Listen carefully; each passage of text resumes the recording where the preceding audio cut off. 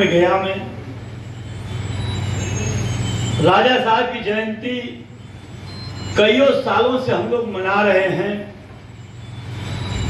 लेकिन जो आज इस सभागार में कार्यक्रम हुआ इसका कोई जोड़ नहीं है।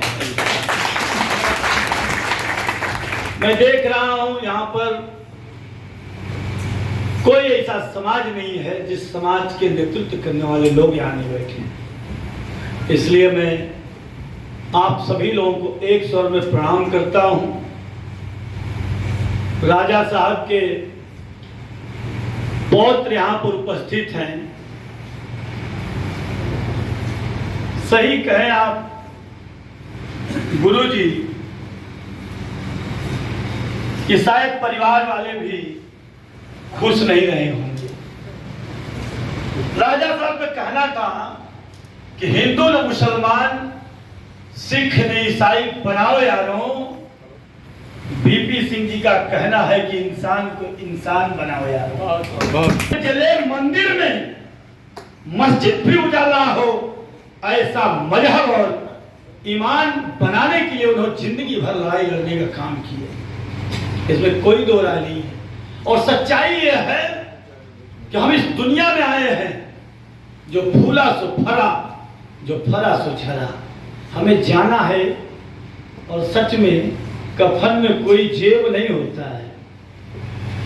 पता नहीं क्यों लग जाते हैं लोग। धारा के साथ बहने में पता नहीं कौन सी आनंद आता है। कितना धन इकट्ठा कर लिया जाए ये मालूम ही नहीं होता है।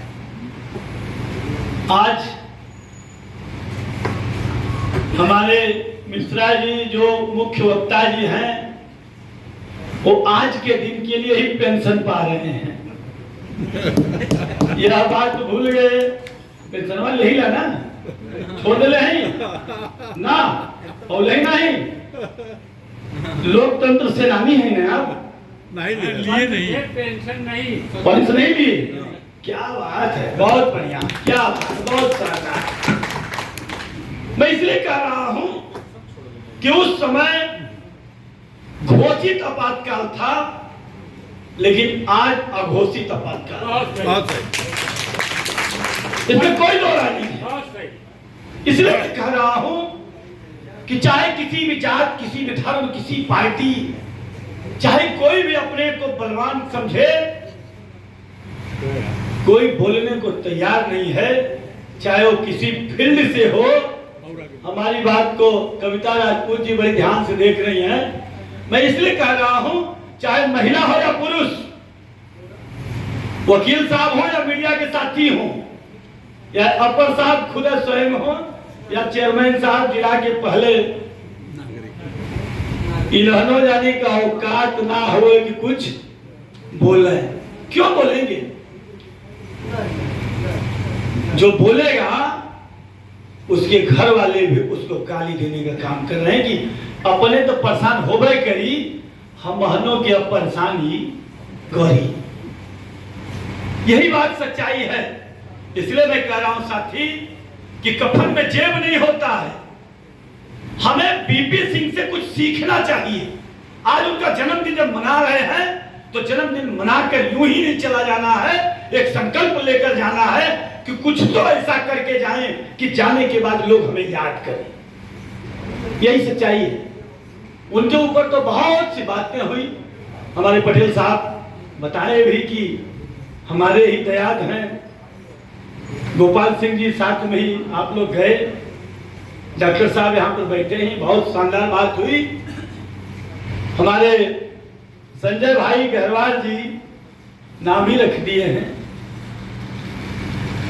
इन्होंने जब शुरुआत किया तभी मैंने कहा कि मेरा ये 2 दिन का तैयारी डाल कर दिए, और गुरुजी तो खत्म कर दिए एकदम। इसलिए मैं आप लोगों से यही संकल्प कहूंगा कि लीजिए कि उनके नक्शे कदम पर चलना है, चाहे आपातकाल घोषित हो या आपातकाल अघोषित। सरकार बनती रहेगी, बिगड़ती रहेगी। सही, आपने बहुत से साथियों ने कहा कि कई बार के प्रधानमंत्री जी जिंदा भी हैं, कुछ लोग इस दुनिया से चले गए, लेकिन 1 साल के कार्यकाल को याद किया जा रहा है। यही याद बच जाएगी आपके भी जीवन में।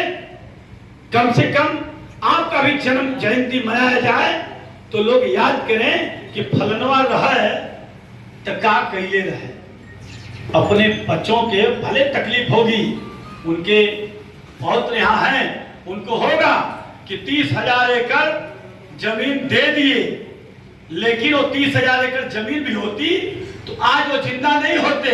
लेकिन आज वो ऐसे कर्म करके गए हैं कि बहुत से लोग, मैं नहीं कह रहा हूं कि सब लोग, लेकिन बहुत से लोग हैं जो आज उनको याद करते हैं। उसमें हमारे चेयरमैन साहब यहाँ पर उपस्थित हैं, बहुत से लोग हैं। तो ऐसा कर्म करके जाना है कि जाने के बाद मनोज को भी लोग याद करें कि मनोज था, इसीलिए लड़ाई मनोज लड़ते रहता है। तो मैं ज्यादा कुछ नहीं कहूंगा, क्योंकि जानते हैं भाई साहब ने कह दिया कि इसके बाद भोजन भी है, तो भोजन का इंतजार तो होता ही है सबको। मुझे आने में लेट हो गई, इसलिए कि मिर्जापुर में ज्यों प्रवेश कैली हम घरोज गाड़ी में आके कूद गल है। गाड़ी में आके कूद गल है और घरोज भाग गए है, लेकिन एक में एक कह के 3 गाड़ी लग गई है अपने आप में आगे पीछे बरोबर।